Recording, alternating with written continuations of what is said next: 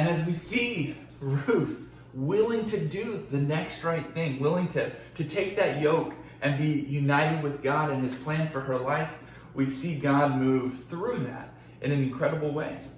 You know, in chapter 4, in chapter 3, she essentially proposes to Boaz, and Boaz says, okay, I got a plan, but you got to follow me. And we enter into chapter 4, and Boaz steps onto the scene and shows his loyalty and that he's willing to redeem her family. And there's people in the story that are unwilling to do that because she's a foreigner, because of her history. And he goes, no, I'm going to care for you. And he's living out, again, the character of God, to look after the widow and to look after the alien or the foreigner. And it just shows that God cares about those that are more marginalized, those on the fringe, those who have experienced loss. God is aware, and again, God is working in the story. And the end of the book, it oddly ends with a genealogy. Usually stories start with a genealogy, right? That's the origin story. But here it ends with the genealogy because this whole story of Ruth is an origin story of someone else. God used the situation to redeem Ruth and her family line and to redeem Elimelech and his family line. And it leads into Obed, who's Ruth's son, who is the father of Jesse, who's the father of King David.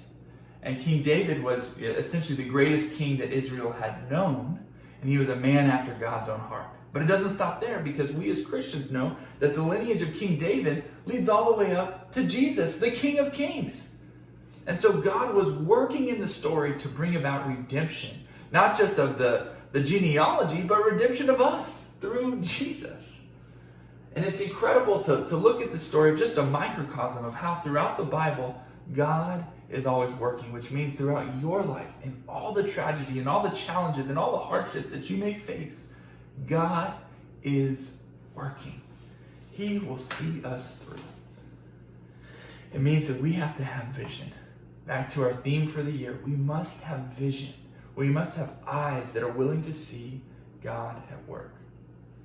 An analogy it makes me think of is the concept of photosynthesis, right? The idea that the plants around us are generating, are turning our carbon dioxide into oxygen that we use on a daily basis to survive, on a minute basis, second basis, whatever. We're using this oxygen to survive, but we have no idea, maybe you have a full idea, but we're not cognitively aware of the process that's going to turn carbon dioxide into oxygen.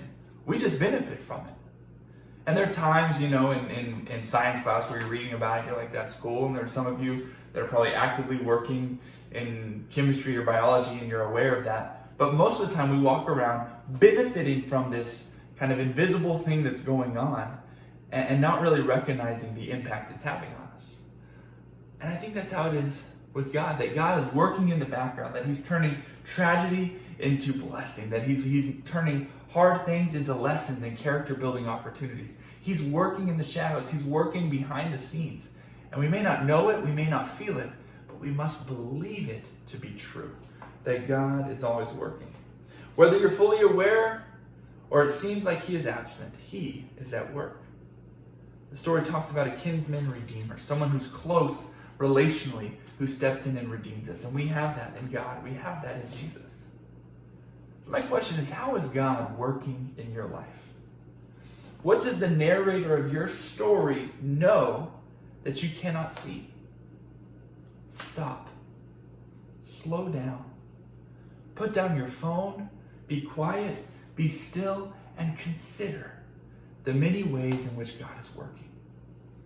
He is our kinsman redeemer, working through and in tragedy to bring you to the place where he longs for you to be.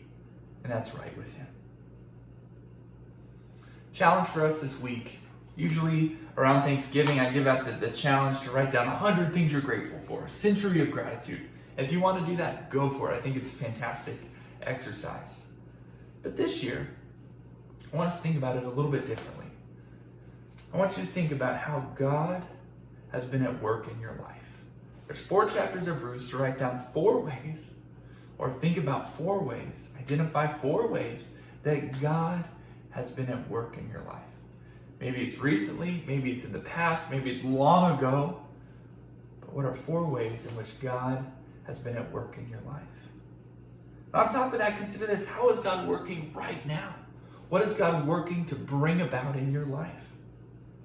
And what would be different about your daily life if you were to live like he was at work? If no matter what challenge or hardship you faced, you were able to be rooted and established in the truth that God is working in your life. To close out, I want to share a quote, one of my favorite quotes of all time. It's by Viktor Frankl, who is a famous Holocaust survivor who endured significant tragedy and yet learned and fought for meaning within the suffering. And this is his quote. He says, "You can take away my wife. You can take away my children. You can strip me of my clothes and my freedom. But there is one thing no one can ever take away from me. And that is my freedom to choose how I will react to what happens to me." Forces beyond your control can take away everything you possess, except one thing: your freedom to choose how you will respond to any situation. The story of Ruth shows us how God can move in the bleakest of circumstances, and it demonstrates how to trust him and live like he is always at work. We will see this through because God will see us through.